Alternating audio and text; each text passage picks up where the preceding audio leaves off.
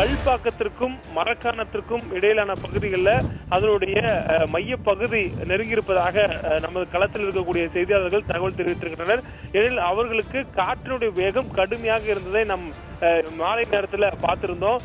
காற்றுடைய வேகத்துல பல இடங்கள்ல மரங்கள் முறிந்திருந்த இடத்துல தற்பொழுது சிறு செடிகள் கூட ஆடாத நிலை அளவுல அந்த பகுதியில காற்றுகள் இருப்பதா நம்ம களத்தில் இருக்கக்கூடிய செய்தியாளர் தெரிவித்திருக்கிறாங்க.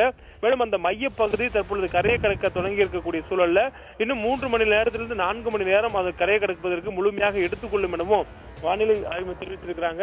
தொடர்ந்து அதோடைய கரையை தொட்ட பகுதி என்பது நமக்கு மாமல்லபுரத்திற்கும் காரைக்காலுக்கும் இடையே புதுவைக்கு அருகே கரையை கடக்கும் என்பது வானிலை ஆய்வு மையத்துடைய கணிப்பு.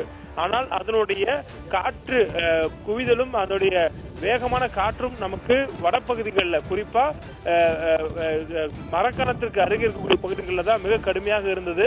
இந்த சூழல்ல அதனுடைய முன்பகுதி, இந்த புயலுடைய முன்பகுதி கல்பாக்கத்திற்கும் செய்யூருக்கும் அருகே அதனுடைய முன்பகுதி கரையை கடக்க தொடங்கியதாக சொல்லப்பட்டது. தற்பொழுது முன்பகுதி கரையை கடந்து அதனுடைய மைய பகுதி கரையை கடப்பதற்கான 3 மணி நேரங்கள் வரையிலும் எடுத்துக் கொள்ளலாம் என்பதை வானிலை ஆய்வு மையம் தெரிவித்திருக்கிறாங்க.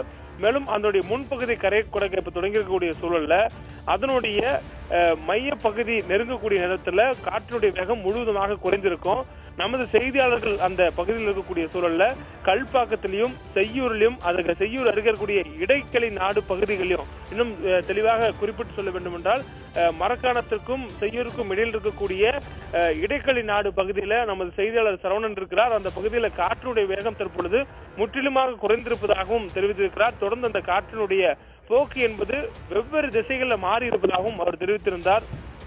முதலில் இந்த புயல் கரைக்கு நெருக்கத்திற்கு வருவதற்கு முன்பாக மிக தீவிரமான காட்டத்துடன் வீசப்பட்ட அந்த சூறை காற்று சற்று குறைந்திருந்த நிலையில அடுத்தடுத்து வரக்கூடிய நேரங்கள்ல வெகுவாக குறைந்திருப்பதாக களத்திலிருந்து தகவல் கொடுத்திருக்கிறார். குறிப்பா அந்த இடங்கள்ல காற்றுடைய வேகம் என்பது கடுமையாக இருந்த நிலையில தற்பொழுது காற்று குறைந்திருக்கிறது.